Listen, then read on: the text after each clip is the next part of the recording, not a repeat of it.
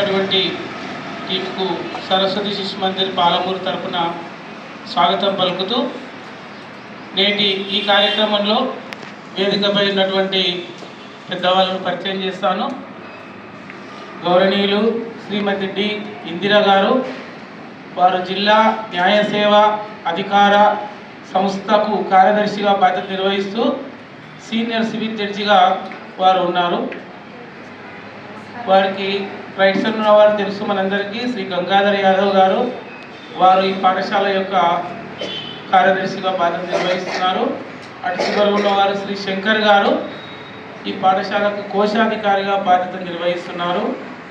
వారికి లెఫ్ట్ సైడ్లో ఉన్నవారు శ్రీమతి శ్రీదేవి గారు, ఈ పాఠశాల యొక్క ప్రధానాచార్యులుగా బాధ్యత నిర్వహిస్తున్నారు.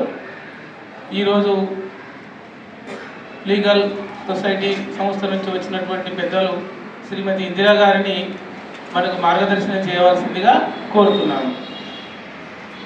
మన 13 విభాగ శైక్షణిక్ ప్రముఖ కంటే కృష్ణమోహన్ గారు, వారు ఇంతకుముందు పరిచయం చేశారు. ఇప్పుడు మేడం గారిని మాట్లాడాల్సిందిగా కోరుతున్నాను. బోర్డులో ఏముంది? లీగల్ సర్వీసెస్ అథారిటీ అని ఉంది. తెలుగులో న్యాయ సేవాధికార సంస్థ. మన న్యాయ తగాదాల విషయంలో అయినా సరే, డబ్బులు ఇచ్చిపుచ్చుకోవడంలో విషయంలో అయినా సరే, భార్యాభర్తలు పోట్లాడుకున్న విషయంలో అయినా సరే, ఇంకా రకరకాలుగా సమస్యలు ఉంటాయి కదా అందరికీ. మరి అలాంటి సమస్యలు వచ్చినప్పుడు ఎవరు కావాలి? కోర్టుకు వెళ్ళాలంటే డైరెక్ట్గా కోర్టుకు వెళ్ళి మా విషయం ఇది, మా సమస్య ఇది అని జడ్జికి చెప్పలేరు కదా. మరి చెప్పాలంటే మధ్యలో ఎవరు ఉండాలి? లాయర్ ఉండాలి. మరి లాయర్ ఊరికినే వస్తారా? రారు. మరి ఆ లాయర్కి ఫీజు ఇవ్వాలి. మరి అలా ఫీజు ఇవ్వలేని పరిస్థితిలో ఉన్నప్పుడు మరి వాళ్ళు కోర్టుకు ఎలా వెళ్ళాలి?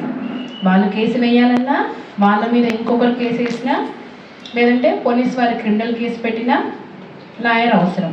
కాబట్టి అక్కడ ఉచితంగా లాయర్ని ఇవ్వాలి అని చెప్పి మనకి సుప్రీంకోర్టు కొన్ని ఆర్డర్స్ ఇవ్వడం వల్ల ఆ తర్వాత దాన్ని బట్టి ఆదేశాలను బట్టి ఈ నేషనల్ లీగల్ సర్వీసెస్ అథారిటీ, జాతీయ న్యాయ సేవాధికార సంస్థ అనేది ఒకటి ఏర్పాటు చేశారు.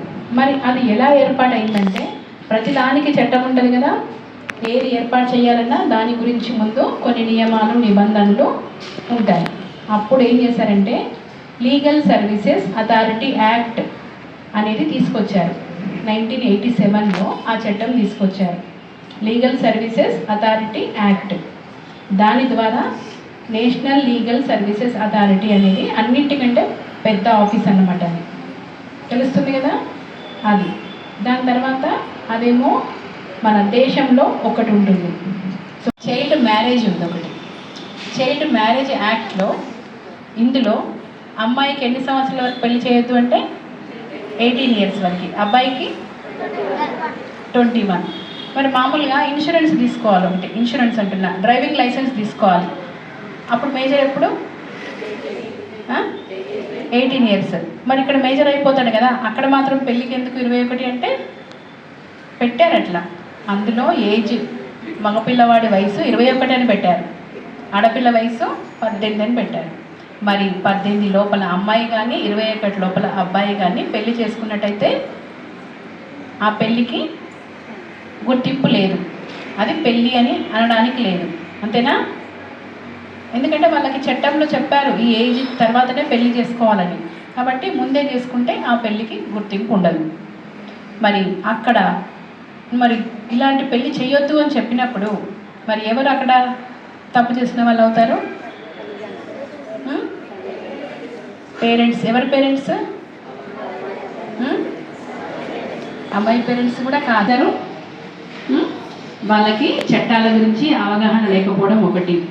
ఇంకా తొందరగా పెళ్ళి చేసేస్తే మేము ఈ అమ్మాయికి సరైన రక్షణ ఇవ్వలేమేమో, ఎప్పుడు చూసుకుంటూ ఉండలేమేమో, ఎప్పుడు ఏం జరుగుతుందో ఏమో అనేది పెళ్ళి చేద్దామని కొద్దిమంది అనుకుంటారు. ఇంకా ఎక్కువగా చదివిపిస్తే తర్వాత ఇంకా పెద్ద సంబంధాలను తీసుకొని ఎక్కువ కట్నాలు ఇచ్చి పెళ్ళిళ్ళు చేయాల్సి వస్తుంది. కట్నాలు ఇవ్వకూడదు కానీ అలా ఆలోచిస్తారు వాళ్ళు. ఆ కారణం ఒకటి. ఇలాంటి రకరకాల కొద్దిమంది ఇళ్లలో పెద్దవాళ్ళు ఉంటారు, అమ్మమ్మ తాతలు నానమ్మ తాతలు ఉంటారు. తొందరగా పెళ్ళిళ్ళు చేసేయండి మేము ఉన్నప్పుడే అంటారు.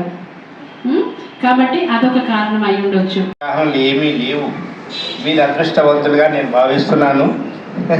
ఎందుకంటే వారు స్వయంగా న్యాయాధికారి వారు వచ్చి మీకు చెప్పడం అనేది నాకు ఫోన్ ద్వారా న్యాయాధికారి వచ్చిందంటే ఆశ్చర్యపోయినాను. ఫస్ట్ మీరు అదృష్టవంతులు. చట్టాల గురించి చక్కగా తెలుసుకొని రోడ్డు మీద నడిచేటప్పుడు ఎడవైపు పోవాలన్నా కుడివైపు పోవాలన్నా మీరు చాలా జాగ్రత్తగా ఉండాలి. ఇంకోటి ఇక్కడ మనకు వచ్చేటప్పుడు చాలా డేంజరే ఉంది ఆడ. ఇంకా మనం దానికి ఏర్పాటు ఏదైనా చేద్దాం ఈసారి. మీరు చెప్పిన తర్వాత మాకు కూడా ఒక అవగాహన వచ్చింది. కాబట్టి మీరు స్కూల్కి వచ్చేటప్పుడు జాగ్రత్తగా రావాలి. మీ యొక్క ఫ్రెండ్స్ కూడా చట్టాల గురించి చెప్పాలి. మీకు ఎంతవరకు అవగాహన అయింది మీకే తెలుస్తుంది. ఎంతవరకు అవగాహన అయింది మీరు చెప్పినటువంటి చట్టాల గురించి? చేతులు ఎప్పటి తెత్తండి చూద్దాం. సంతోషం. అదే తెలుసుకున్నది కదా, తెలుసుకున్న దాన్ని ఇంప్లిమెంట్ చేయాలి. అప్పుడే మనము ఆ చట్టాన్ని గౌరవించినట్లు అవుతుంది. కాబట్టి వారికి చాలా చాలా మేము కృతజ్ఞతలు చెప్పాలి. అంటే నేను ఎక్స్పెక్ట్ చేయలే మీరు వస్తారని చెప్పి కూడా. కాబట్టి ఒకవేళ అలాంటిది ఏదైనా ఉండింటే కొంచెం ముందు జాగ్రత్తగా మేము ఏర్పాటు చేసేవాళ్ళం.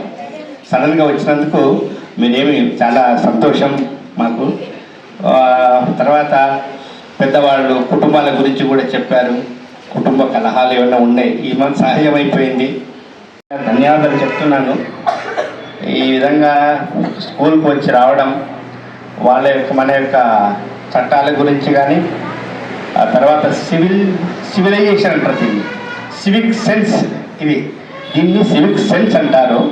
అంటే ఒక పౌరుడు ఎలా నడవాలి, ఏ విధంగా వాళ్ళని జాగ్రత్తలు తీసుకోవాలి, పౌరుడికి ఉన్న లక్షణాలు ఏంటి, ఒక దేశంలో ఉన్నప్పుడు పౌరులు అక్కడ దేశం యొక్క చట్టాలను గౌరవించి నడుచుకున్నప్పుడు ఆ దేశంలో సరైనటువంటి న్యాయ వ్యవస్థ కానీ ఇక్కడ జరగడానికి చాలా అవకాశాలు ఉంటాయి. అది తెలుసుకోకుండా ఇష్టం వచ్చిన ప్రవర్తిస్తే అది సివిక్ సెన్స్ అన్నారు. ఉదాహరణ చెప్తా మీకు. ఒక బండ్లు ఉంటాయి, తీసుకొస్తాడు, అడ్డం పెట్టేస్తాడు, అయిపోయింది. దాన్ని సివిక్ సెన్స్ అన్నారు. అరే నేను అడ్డం పెడితే పక్కోడు ఎట్లా పోతాడు, ఆ బండ్లు ఎట్లా పోతాయి అని. నిజమే. సర్వగా ఇక్కడ లైన్లో ఏదైతే ఏర్పాటు చేసింటారో సంబంధించిన